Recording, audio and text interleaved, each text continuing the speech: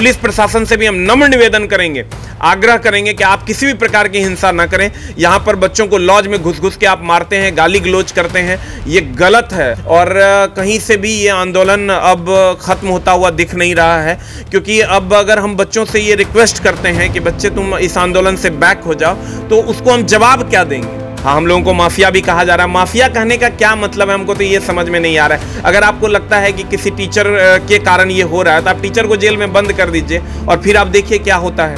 अगर बंद हो जाता है तो हम चाहेंगे कि आप हमको ले चलिए और जेल में बंद कर दीजिए। मारना भी है तो उसके लिए भी हम तैयार हैं, लाठी भी खा लेंगे। लेकिन 300 रुपये की शिक्षा 8 टीचर मिलकर अगर पढ़ाते हैं, वो महंगी शिक्षा है क्या? वो माफियागिरी है क्या? और 18% GST देते हैं हम, 30% का इनकम टैक्स भरते हैं, वो गलत है क्या? 150 लोगों को रोजगार देते हैं, वो गलत है क्या? गलत है तो कल से चरस और गांजा बेचते हैं, शायद वो सही हो जाए। नमस्कार, मैं हूं राजमोहन तिवारी और आप जुड़ चुके हैं लाइव बिहार के साथ। सबसे पहले आप सभी को रिपब्लिक डे की हार्दिक शुभकामनाएं। और अब बात NTPC और रेलवे ग्रुप D पर। सोमवार को जो आंदोलन राजधानी पटना से शुरू हुआ, अब देश के अलग अलग इलाकों में भी देखने को मिल रहा है। मंगलवार के दिन राजधानी पटना का भिकना पहाड़ी रणभूमि में बनता दिखाई दिया और अभी भी आंदोलन की बात ही सामने आ रही है। आखिरकार ये कब तक चलेगा और रेलवे आखिरकार इस पर क्या एक्शन लेगी, ये भी बात करेंगे। हमारे साथ रेलवे गुरु SK झा सर हैं। सर, किस प्रकार देख रहे हैं आगे, क्या अब कैसे चलेगा? सबसे पहले तो सभी दर्शकों को 26 जनवरी की ढेर सारी शुभकामनाएं। प्यारे बच्चों, अभी जो स्थिति है, आज चूँकि 26 जनवरी है, हमारे देश के लिए बहुत ही गर्व का दिन है और हम लोग इसको राष्ट्र पर्व के नाम पे मनाते हैं। तो राष्ट्र पर्व है ये, और पर्व के दिन तो दुश्मन भी दोस्त बन जाते हैं। तो हम आप लोगों से बस यही नम्र निवेदन करेंगे कि आज के दिन किसी भी प्रकार का असंवैधानिक काम ना करें, चूँकि आज संविधान दिवस है और संविधान दिवस के दिन असंवैधानिक काम हो, ये हम जैसे पढ़े लिखे युवाओं को शोभा नहीं देता है। तो जहाँ भी किसी भी प्रकार की हिंसात्मक घटना अगर घटती है तो ये गलत है कहीं ना कहीं से। और आप सभी को ये समझना होगा कि आज अगर पूरे भारत में बात की जाए 365 दिन में कि कौन सा दिन सबसे बड़ा दिन है, उसकी सूची बनाई जाए, तो हमको लगता है टॉप 3 में आज के दिन का नाम आएगा। तो प्यारे बच्चों, आज और संविधान दिवस के दिन असंवैधानिक घटनाएं नहीं करनी है। पुलिस वाले भी हमारे दोस्त हैं, वो भी कहीं से हमसे अलग नहीं हैं, हमारे आपके घर के ही हैं। लेकिन प्यारे बच्चों, अब बच्चे भी क्या करें, बच्चों पर भी जुल्म किए जा रहे हैं, तो बच्चे भी बर्दाश्त नहीं कर पा रहे हैं। कब तक बर्दाश्त करें? हम लोग बहुत रोकने की कोशिश किए कि डिजिटली प्रोटेस्ट के नाम पर बहुत बार डिजिटल प्रोटेस्ट हुआ, बहुत बार उसका रिजल्ट भी आया और उसके बाद बच्चों ने माना भी बहुत आसानी से। लेकिन अभी कुछ कड़ा रवैया होने के कारण ये मामला सबके कंट्रोल से बाहर है। अब ये किसी के कंट्रोल में नहीं है ये मामला कि कोई एक आदमी कंट्रोल कर लेगा, जैसा कि प्रशासन का बयान आता है या किसी भी आदमी का बयान आता है कि ये करवा रहे हैं या वो करवा रहे हैं। तो आप किसी को भी सर आप बंद कर दो, ये आंदोलन कहीं ना कहीं से अब किसी के बस में नहीं रहा है। बच्चों का गुस्सा अब बहुत चरम पर है। ये वही बात हुई कि सर खाना परोस दिया गया और भूख बहुत तेजी से लगी थी और खाना उठा लिया गया। आप सोचे कि 3 साल से बच्चे तैयारी कर रहे हैं और जब अंतिम समय आया कि अब हमको जॉब मिल जाएगा, अब हमारी दुनिया अच्छी हो जाएगी, तब पता चलता है कि अब आपके पास जॉब नहीं है, अब और साल 2 साल 3 साल लगेंगे। ग्रुप डी की ही आप बात कर लीजिए, ग्रुप डी के लिए अब CBT 2 की बात की जा रही है। तो कहीं ना कहीं से मामला गंभीर होता हुआ दिख रहा है। और बच्चों से हम आज के लिए, आज 26 जनवरी, अगर तुम हमको गुरु मानते हो तो आज कोई भी बच्चा किसी भी प्रकार का असंवैधानिक काम नहीं करेगा। ये मेरा आदेश भी है और रिक्वेस्ट भी है। अगर आप अपने गुरुओं की बात मानते हैं और आप एक अच्छे शिष्य हैं, आप एक अच्छे विद्यार्थी हैं, तो हम आपसे नम्र निवेदन करेंगे कि आप किसी भी तरीके से आज कोई भी असंवैधानिक काम नहीं करें। आज क्या, कभी भी असंवैधानिक काम नहीं करें।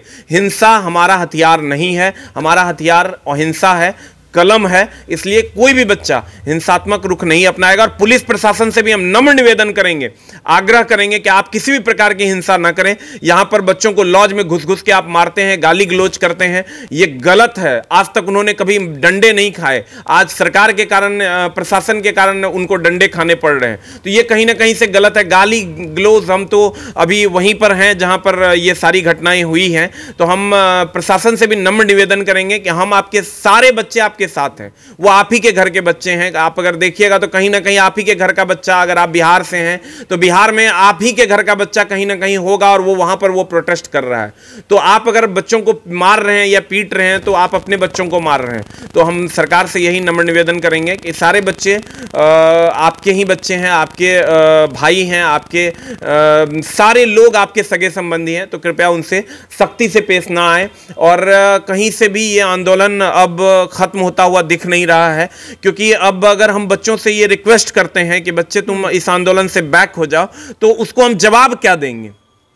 हमको तो जवाब देना होगा ना कि क्यों तुम बैक हो जाओ, क्या तुम्हारा हक तुमको मिल गया है? एनटीपीसी का मामला था रिजल्ट रिवाइज को लेकर, अब ग्रुप डी का भी उसमें मैटर जुड़ा है, आखिर उसमें समस्या क्या आ रही है? देखिए, ग्रुप डी में समस्या ये है, आप सोचिए कि 20 से 25 दिन एग्जाम को बचे हैं, उससे भी कम आप कह लीजिए, क्योंकि 23 तारीख से एग्जाम होना है और आज 26 जनवरी है, तो अब तो 1 महीने से भी कम टाइम बचा है। और एकाएक आप नोटिस निकाल देते हैं कि अब एनटीपीसी में ग्रुप डी में मेंस होगा, अब मेंस का आप सिलेबस भी जारी कर देते हैं। तो आप सोच के देखिए कि अब अगर 6 महीना तो पीटी चलना है, 7 फेज में एग्जाम होना है, 6 महीना पीटी चलना है, 6 महीना के बाद फिर प्रोटेस्ट होना है, प्रोटेस्ट होने के बाद फिर रिजल्ट आना है, रिजल्ट होने के बाद फिर प्रोटेस्ट होना है, फिर मेंस का डेट आना है, और उसके बाद फिर से मेंस होना है, और जब मेंस हो जाना है उसके बाद फिर से जो है रिजल्ट के लिए प्रोटेस्ट होना है। तो आप सोचिए कि 3 साल 4 साल इधर हो गया, 2019 की वैकेंसी 19, 20, 21, 22वां चल रहा है, तो अब ज्वाइनिंग कहिया होगा आप सोच के देखिए। तो बच्चे कहीं ना कहीं से, आप जब बच्चों के रूम में आप जाइएगा 6x3 के कमरे में, उसकी क्या हालत है वो कोई सोच भी नहीं सकता है। इसलिए प्यारे छात्रगण, आज हम आपसे यही रिक्वेस्ट करेंगे कि आज के दिन हिंसा, कोई भी बच्चा असंवैधानिक काम नहीं करेगा और एकदम आज के दिन किसी भी प्रकार का आंदोलन नहीं होगा। सर, ये भी सुनने में आया कि रेलवे ग्रुप डी में यह तीसरा संशोधन है, और इसमें एक बात सामने आई है डीवी को लेकर के, डीवी में 1:1 ही बुलाएंगे, तो इससे नुकसान क्या? तो कहीं ना कहीं से आप अगर सोचिएगा इसको, तो सिंपल आदमी भी समझ सकता है कि 35,000 वैकेंसी एनटीपीसी की है, 1 लाख वैकेंसी ग्रुप डी की है। 35,000 जो जिन बच्चों का सिलेक्शन एनटीपीसी में हो जाएगा वो बच्चे ग्रुप डी ज्वाइन नहीं करेंगे। आप 1:1 बुला रहे हैं डीवी में, 1:1 अगर आप बुला रहे हैं तो आप समझिए, आप 1 लाख बच्चों को बुलाइएगा तो 35,000 बच्चा जो एनटीपीसी ज्वाइन करेगा, 35,000 सीट तो ऐसे भी खाली रह जाना है, और उन बच्चों का कहीं ना कहीं एसएससी में रिजल्ट हो जाएगा, बीपीएससी में रिजल्ट हो जाएगा, तो वो सीट भी खाली रहना है। तो कहीं ना कहीं से सीट खाली रखने का ये शानदार सा विचार है, और ये बच्चे समझ रहे हैं। ऐसा नहीं है कि हम लोग उसको प्रवोक कर रहे हैं कि तुम हिंसा करो, तुम रोड पे फिजिकल प्रोटेस्ट करो। एज ए टीचर ये कभी कोई नहीं चाहता है कि बच्चे हिंसा करें। कौन चाहेगा कि हमारे देश में हिंसा? हाँ, हम लोगों को माफिया भी कहा जा रहा है। माफिया कहने का क्या मतलब है, हमको तो ये समझ में नहीं आ रहा है। अगर आपको लगता है कि किसी टीचर के कारण ये हो रहा है, तो आप टीचर को जेल में बंद कर दीजिए और फिर आप देखिए क्या होता है। अगर बंद हो जाता है तो हम चाहेंगे कि आप हमको ले चलिए और जेल में बंद कर दीजिए। मारना भी है तो उसके लिए भी हम तैयार हैं, लाठी भी खा लेंगे। लेकिन कहीं ना कहीं से ये गलत है, ऐसा कुछ नहीं है। आप लोगों को लगता होगा हम लोग तो शिक्षा, आप खुद सोच के देखिए, आप भी कहीं पढ़ाई किए होंगे, 300 रुपये की शिक्षा 8 टीचर मिलकर अगर पढ़ाते हैं, वो महंगी शिक्षा है क्या? जी नहीं। वो माफियागिरी है क्या? और 18% जीएसटी देते हैं हम लोग, 30% का इनकम टैक्स भरते हैं, वो गलत है क्या? 150 लोगों को रोजगार देते हैं, वो गलत है क्या? गलत है तो कल से चरस और गांजा बेचते हैं, शायद वो सही हो जाए। अगर आपको लगता है कि बच्चों को शिक्षा देना गलत है, हम लोग माफिया हो गए हैं, तो कल से चरस और गांजा बेचते हैं, शायद वो सही हो जाए।